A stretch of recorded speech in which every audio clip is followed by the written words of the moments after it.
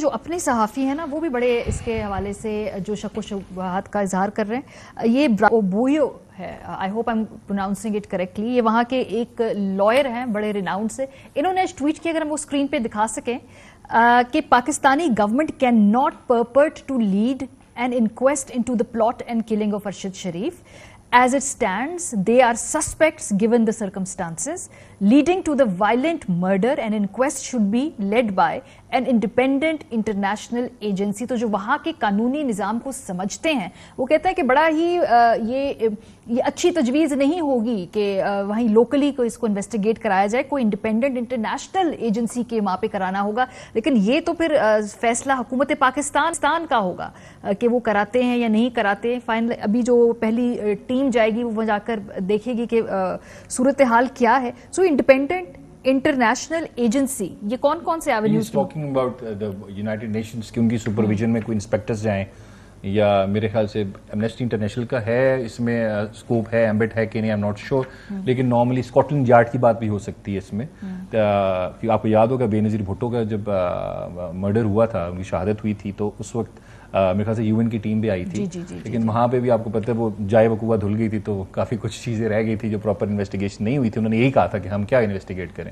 تو یہاں پہ بھی اب ان کو کتنا کوآپریٹ کیا جائے گا. ہاں دیکھیں یہ بالکل بات ٹھیک ہے, کیونکہ ہماری local law enforcement agencies, the police جو تھی, دے ور چیزنگ ارشد, ان پہ 16 FIRs تھی. تو the government arm of the state is involved.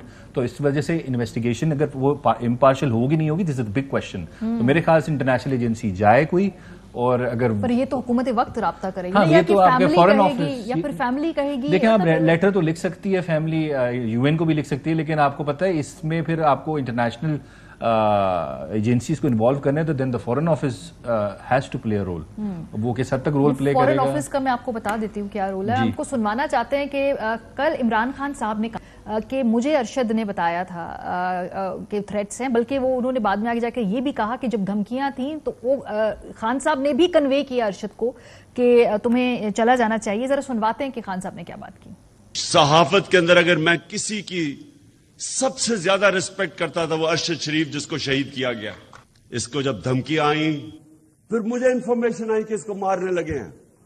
یہ جو اس کو ٹارگٹ کلنگ کی گئی ہے, یہ جو مرضی لوگ کہیں, مجھے پتا ہے کہ یہ ٹارگٹ کلنگ کی گئی ہے اس کی.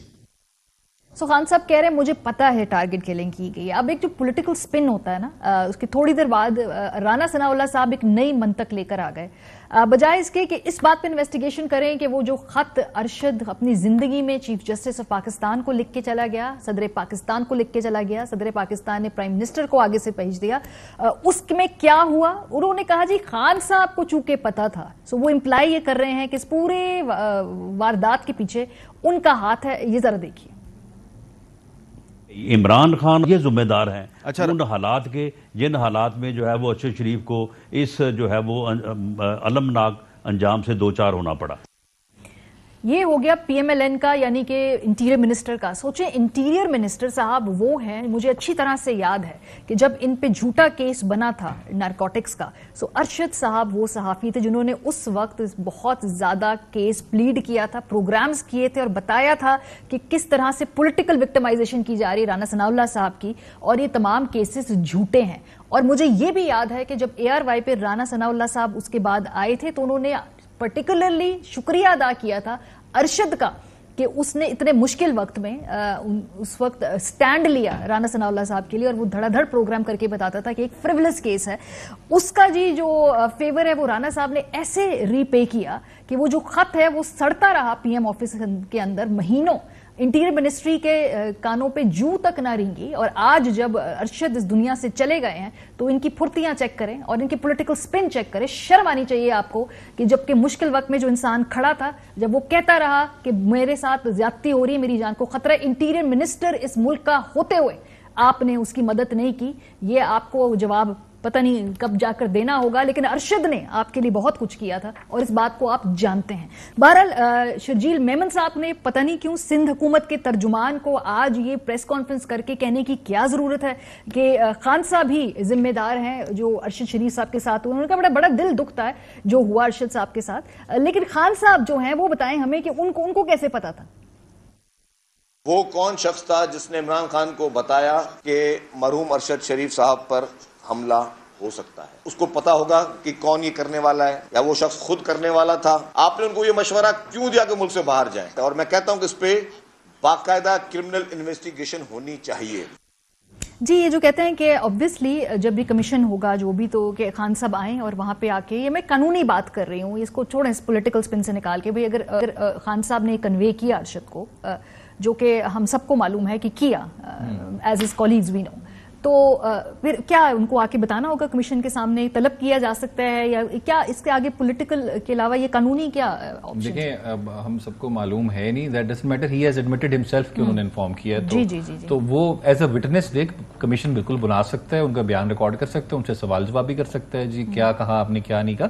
یہ کوئی ان کو ایز اکیوز نہیں بلائیں گے just to reach logical conclusion. لیکن جو آپ یہ زبان سن رہے تو اکیوز، ایک میں مانتی ہوں کہ اس کو پولیٹیکل بھی انہوں نے دیکھے نا رنگ دینا ہے، جو یہ امپلائی کر رہے ہیں وہ تو یہی کر رہے ہیں نا کہ جس کو پتا ہے وہ بتائے نا. جی بالکل بالکل بالکل.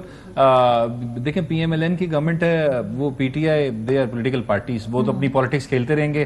ہم نے بات فیکٹس پہ کرنی ہے. If some one is aware with the facts of the issue, any one, me, you or anyone, یا خان صاحب، anyone, they can come, they can even voluntarily بھی جا کے اسٹیٹمنٹ کمیشن میں ریکارڈ کرا سکتے ہیں، اور وہ کمیشن بھی بلا سکتا ہے. تو اس میں کوئی قباحت کی بات نہیں ہے، کوئی نئی بات نہیں ہے.